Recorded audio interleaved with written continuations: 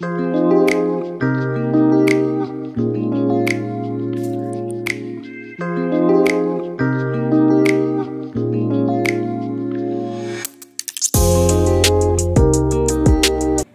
नमस्कार, मी सोनाली. सगळ्या माझ्या गोडताईंचं मैत्रिणींचं अगदी मनापासून स्वागत आहे. टायमिंग बघू शकता, गुरुवारचा व्हिडिओ आहे. बरोबर सकाळी 5:10 झालेले आहेत. त्याच्या आधीच अंथरुणातून बाहेर झालेले होते. आणि हो, आज स्वामी प्रकट दिन आहे. स्वामी प्रकट दिनाचा व्हिडिओ थोडासा लेट येत आहे, कारण आधीचे व्हिडिओ थोडेसे लेट आले. म्हणतात ना, एक दिवसाचा आपला गॅप पडला.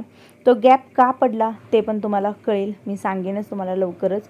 कारण काय झालं की एकाच दिवशी ज्यावेळेला आपल्याला 2 कामं येतात ना, त्यावेळेला बापरे बाप अशी कंडिशन होऊन जाते की कुठलं तरी एक राहून जातं. कारण एक व्यक्ती ना कुठलं हँडल करणार असा प्रश्न होता. तरी पण माझी रोजच्या हिशोबानं सुरुवात झालेली. थोडंसं आधी उठायचं आज ठरवलेलं, पण नाही जमलं नाही. कारण आठवडाभर आपलं तेच झालेलं आहे, लवकर उठणं, रात्री वेळापर्यंत झोपणं, या सगळ्या गोष्टींमुळे ना नाही लवकर झालं. सकाळी सुरुवातीला दार, घर, अंगण जेवढं काय होतं ते स्वच्छ करायचं होतं. कारण आज प्रकट दिन असल्यामुळे मेन म्हणजे काय होतं की उंबरापूजन, हळदीचं लेपन, त्याचबरोबर समर्थांची सेपरेट जी पूजा असते. आता आपण रेग्युलर जी करतो ती मंदिरातली म्हणजे देवघरातली असते, पण आज ना त्यांची सेपरेट स्थापना वगैरे करावी लागते.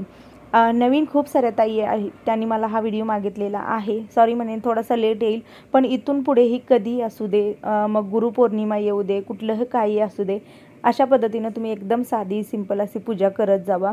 आणि हो, बऱ्याच ताईंना पोथी पोचलेली आहे. मला मेल रिपीट येत आहेत, पण बऱ्याच ताईंना अजून मिळालेली नाही. मला माहीत नाही आता कुठे अडकलेली आहे, काय आहे. एखाद्या व्हिडिओमध्ये मी जेवढ्या ताईंना पाठवलेली आहे ना, तेवढ्या ताईंची नावं सांगेन. फक्त काय करते की आज शनिवार आहे, रविवारचा दिवस जाऊ द्या, सोमवारी दादांना सुट्टी असते. पुन्हा एकदा पोस्टामध्ये चेक करण्यात येईल की बाबा गेल्या तर गेल्या, कुठंपर्यंत गेल्या, काय गेल्या, काही रिटर्न आलेत का. कारण काय होतं ना की पत्ता वगैरे जर व्यवस्थित नसेल तर शक्यतो पोथी रिटर्न येऊ शकते. कारण तसा नियमच आहे बघा, सगळं क्लिअरली असेल तर ती पटकन पोचते, आणि थोडंफार जर चुकीचं त्यामध्ये जर काय असेल, चुकलं असेल तर ती रिटर्न येते. तरी पण काही प्रॉब्लेम नाही, रिटर्न जरी आली तरी पाठवण्यात पुन्हा येईल. फक्त आता ते पोस्टामध्ये आम्हाला जाऊन कळेल की नेमकं काय आहे काय नाही. त्यामुळे मला तुम्ही रिटर्न मेल करता की अजून पोचली नाही, तर त्यासाठी मी सॉरी म्हणते मनापासून. कारण माझा प्रयत्न होता तुम्हाला वेळेतच पाठवायचा, पण माहीत नाही आता कुठं काय अडकलेलं आहे, सोमवारी कळेल आपल्याला. इथं बघू शकता, सकाळी माझी बाहेरची सगळी झाली आणि त्याच्यानंतर आंघोळ वगैरे झाल्यानंतर आज स्वयंपाक नाही, काही केलं नाही. पहिला सगळं स्वच्छता, मग ती जी काय आपली रेग्युलर जेवढी काय आहे घरातली डीप क्लिनिंग म्हणा. कारण सकाळचा झाडू जो असतो तो आपला पारूसा झाडू काढला जातो, पण मी आज ना सकाळचा म्हणजे आधीचा जो झाडू होता ना तो डायरेक्टली डीप क्लिनिंगमध्येच काढून घेतलेला आहे, अगदी सोपे वगैरे वडून. आणि रेग्युलर हे सोपे पुढे वडले जातात. कारण काय होतं ना की आपला नाश्ता इथंच, जेवण खाणं इथंच, सगळं जेवढं काय आहे ना, आपलं हॉलच, आपला बेडरूम पण आहे, त्याचबरोबर मुलांच्या अभ्यासाचं पण आहे, आलं गेलेलं असणी पण एवढं एकच आहे. नवीन ताई म्हणतात बेडरूम दाखव, तर बेडरूम नाही येतच, 2 खोल्यांचंच आपलं घर आहे, हॉल आणि किचन. हॅलो नमस्कार, मी सोनाली. सगळ्या माझ्या गोडताईंचं मैत्रिणींचं पुन्हा एकदा मनापासून स्वागत आहे. किट्टोचा इथं अभ्यास चालू आहे. तुम्हाला काय काय विचारत आहे, कारण काय म्हणतात की तसा मराठीचा सगळा गोंधळच आहे त्यांचा. असं टायमिंग दाखवते किती वाजलेलं आहे, बघू शकता 7:07 झालेले आहेत. आणि घरातली वेळ म्हणजे टाइम, मराठीमध्ये वेळच म्हणतात, वेळच ना. तर 7:07 झालेले आहेत. घरातील सगळी कामं झालेली आहेत, झाडून पुसून वगैरे. फरशी राहिलेली आहे, फरशी शेवटला पुसणार आहे. बाहेर अंगण वगैरे सगळं झालंय, पण अजून तुळशीची पूजा, उंबरापूजन सगळं राहिलेलं आहे. पहिला म्हणलं सगळी क्लिनिंग करून घ्यावी. सगळी क्लिनिंग करून घेतली की थोडंसं टाकाटाक असले की काम करायला पण बरं. आणि आज म्हणलं त्यातच सगळ्या ह्याच्यात पूजा करण्यापेक्षा पहिला साफसफाई करून मग पूजा करूया. तर असो, आता चला देवपूजा करणार आहे आणि त्याच्यानंतर मग जे काय होईल ना ते तुमच्याशी शेअर करेन. चहा ठेवलेला आहे इथं, पण अजून दूध ओतायचं आहे. अरुण आज दूध आणले, पण येताना त्याला दही आणायला सांगितलेलं, आणलेलं नाही. दूध ना आमच्या इथं गुरुवारी, शक्यतो गुरुवारी ना दूध शॉर्टेज असतं. तुम्ही म्हणता ना कुठल्या पिशव्या वापरता, हा पिशवी वापरतो. हा ब्रँड सगळीकडे आहे, अगदी मुंबईमध्ये सुद्धा आहे. त्यामध्ये काही फरक असला तर असू शकतो, पण मला विचारलं जातं दूध कोणतं वापरते, साई निघते, तर गोकुळचं वापरत असते. असो, आज अभिषेक वगैरे असणार आहे, सगळं आहे. पुन्हा एकदा डिटेल्समध्ये दाखवेन की मी अभिषेक कसा करत असते, म्हणजे जेणेकरून ज्या ताई करणार आहेत ना, म्हणजे इथून पुढे आता कधीही करतील, कारण कमेंट भरपूर असतात अभिषेकमध्ये काय काय टाकते, काय काय घालते वगैरे सगळ्या, तर ते सगळं शेअर करेन. तर अभिषेकमध्ये ना 5 वस्तू येतात, पण त्याच्या आधी मी काय करत असते की पाणी गरम करून घेते. म्हणजे कसं कोमट पाणी आपल्याला पाहिजे. पाण्याचा सेपरेट अभिषेक आणि बाकीच्या 5 वस्तूंचा सेपरेट. याच्यामध्ये मी घेतलेला आहे, बघू शकता तुम्ही, दही घेतलेला आहे, अगदी थोडंसंच घ्यायचं आहे. त्याचबरोबर आपल्याला घ्यायचं आहे दूध. शक्यतो अभिषेकाला ना कच्चंच दूध वापरायचं, म्हणजे तापवलेलं वापरत नाहीत, आमच्यात तर नाही वापरत, शक्यतो कच्चं वापरायचं. आणि मध, ही जी मधाची बॉटल आहे ना, खास मी अभिषेकसाठीच आणलेली आहे. आणि तुम्ही म्हणता की मला बाबा तू आता अभिषेक रेग्युलर करते का 108 दिवस, तर हो, अभिषेक माझा 108 दिवसाचा आहे. त्याचबरोबर त्याच्यामध्ये घालायचं आहे तूप आणि थोडीशी घालायची आहे आपल्याला साखर. असे 5 पदार्थ घेतलेले आहेत. बऱ्याच जणांना वाटतं की अभिषेक म्हणजे त्यामध्ये केळ पण येतं का? हो, तुमची मर्जी, तुम्हाला घालायचं असेल तर तुम्ही घालू शकता, पण रेग्युलर पाहायला गेलं अभिषेक म्हणजे तर एवढ्याच वस्तू येतात. आणि आपल्या 108 दिवसाच्या पारायणामध्ये असं कुठंही नियम नाही, मग तुम्ही 7 दिवसाचं करा, 21 दिवसाचं करा, की बाबा तुम्हाला असा जेवढा दिवसाचा आहे तेवढा दिवस तुम्हाला म्हणजे अभिषेक घालायची गरज आहे का, तर नाही, तसं काहीही नाही आहे. मला एका ताईने कमेंट केली ती, आता मला माहीत नाही ते म्हणजे आहे का नाही हे पण मला माहीत नाही, कारण मी मठामध्ये जाते, फक्त दर्शन घेऊन येते ना, मी बैठकीला गेले ना, तिथं माहिती घेण्यासाठी गेले, मी कुठेही गेलेली नाही, सांगते मी. जायचं आहे रविवारी त्यांचं टायमिंग आहे, पण मला नाही जमलेलं जायला.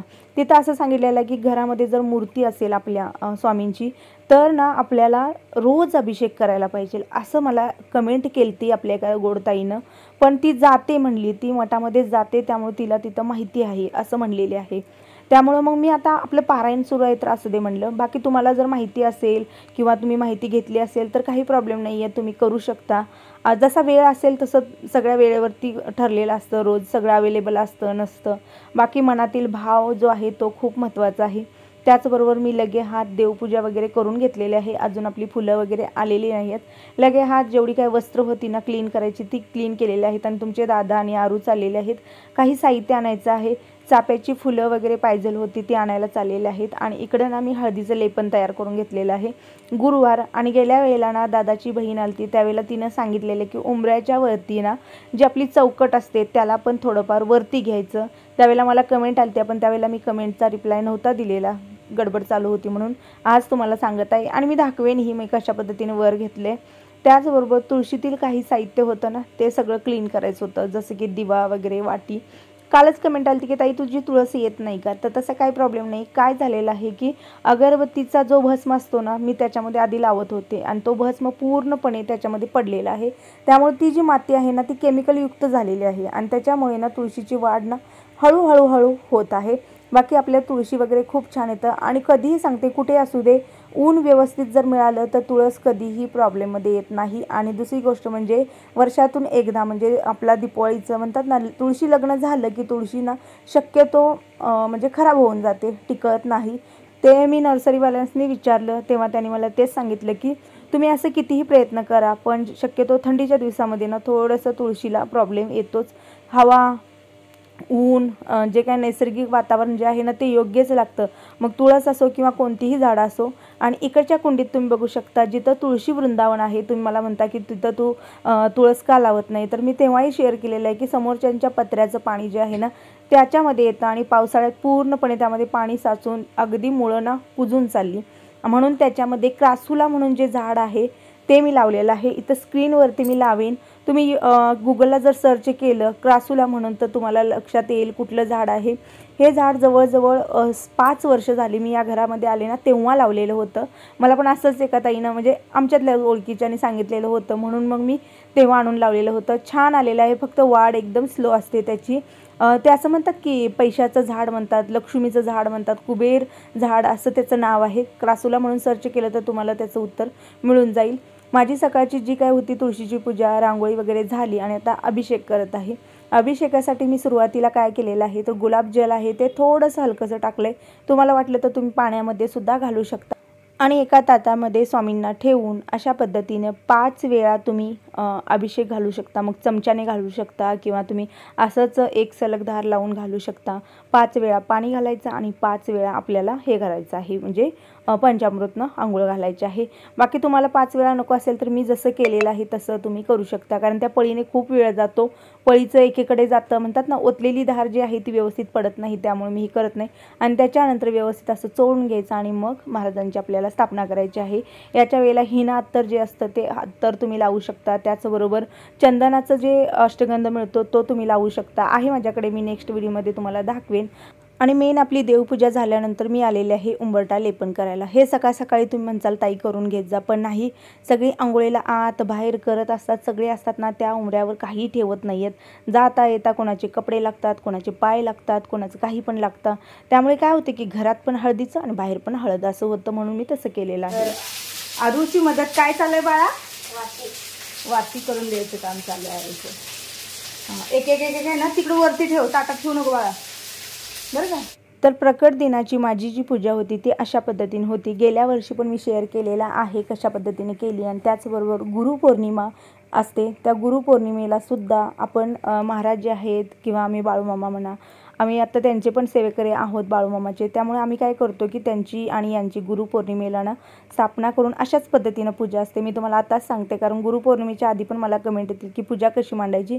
मी जी आता पूजा मांडलेली आहे तीच मांडायची। तुमचा जो कोणी गुरु असेल, मग स्वामीच असतील असं नाही, कोणतेही गुरु असतील ना, तर त्यांना अशाच पद्धतीनं अभिषेक वगैरे करायचा। कधी पण सांगते, कुठलीही नवीन मूर्ती आणो, काही आणो, तिचा अभिषेक करूनच मग आपल्याला स्थापना करायची आहे, कारण बऱ्याच जणांची कमेंट असते। आणि आजच्या पूजेमध्ये सुद्धा कलश हा येणारच, कुठल्याही पूजेमध्ये बिन कलशाची पूजा कधीच होत नाही। मी तुम्हाला अजून एकदा क्लिअर करते, कलश हा असावाच। बाकी एखादं करत नाही त्याचं बघून तुम्ही म्हणसाल की बाबा ते करत नाही तर हे आम्ही नको करायला, पण तसं नाही। कलश पूजा पहिली करायची, स्वस्तिक वगैरे त्याच्यावर काढायचं, नारळ, खाऊची पानं, याला नागवेलीची पण पानं बरेच जण म्हणतात, अशा पद्धतीनं। आणि कधीही कलशामध्ये ना थोडंसं तांदूळ घालायचं, एक सुपारी टाकायची, एक पैसा टाकायचा आणि हळदी कुंकू टाकायचं, आणि मग ते आपल्याला अशा पद्धतीनं पुजायचं आहे। इथं बघू शकता विड्याची पानं जी आहेत ती मी ठेवलेली आहे, त्याच्यावरती थोडंसं तांदूळ घातलेलं आहे, एक सुपारी घातलेली आहे। आणि स्वामींना चाफ्याची फुलं, केवडा वगैरे खूप खूप प्रिय आहे, त्यामुळे काय करायचं आहे की होता होईल तेवढं चाफ्याची फुलं घालायची। आणि आजच्या दिवशी तर चाफ्याची फुलं खूप महाग असतात, ज्या दिवशी प्रकट दिन होता ना त्याच्या आदल्या दिवशी मी पाठवलेलं तुमच्या दादाला अजिबात मिळाली नाहीत, चाफ्याचं फूल म्हणून बघायला नव्हतं, म्हणून सकाळी जाऊन सगळं साहित्य आणलं। त्याचबरोबर पिवळं वस्त्र जे आहे ती स्वामींना पिवळा कलर प्रिय आहे, तुम्ही सकाळपासून जर पाहिलं असेल तर मी मुद्दाम गाऊन पिवळा घातलेला, त्याचबरोबर मी साडी जी नेसली ती पिवळी, आणि आरूनं पण जो ड्रेस घातलेला आहे ना तो पिवळा, अशा पद्धतीनं। मग त्याच्यानंतर मी पूजा वगैरे करून घेतली, नैवेद्य वगैरे सगळा माझा 10:30पर्यंत सगळं झालेलं, पण नैवेद्य काय बनवला, पदार्थ काय बनवले, कसे बनवले याची रेसिपी तुम्हाला नेक्स्ट व्हिडिओमध्ये येईल, कारण थोडासा व्हिडिओ मोठा होणार आणि मग त्याला काहीच अर्थ राहणार नाही, म्हणून मी तुम्हाला नुसती माझी आजचं जे काय म्हणतात ना स्वामी प्रकट दिना दिवशीचं जे मॉर्निंगचं रुटीन होतं ते मी शेअर केलेलं आहे। हे कमीत कमी 11पर्यंतचं होतं, कारण इथं नैवेद्य वगैरे बनवून आपली जी 10:30ची आरती म्हणतो ना ती आरती आपण करून घेतलेली होती।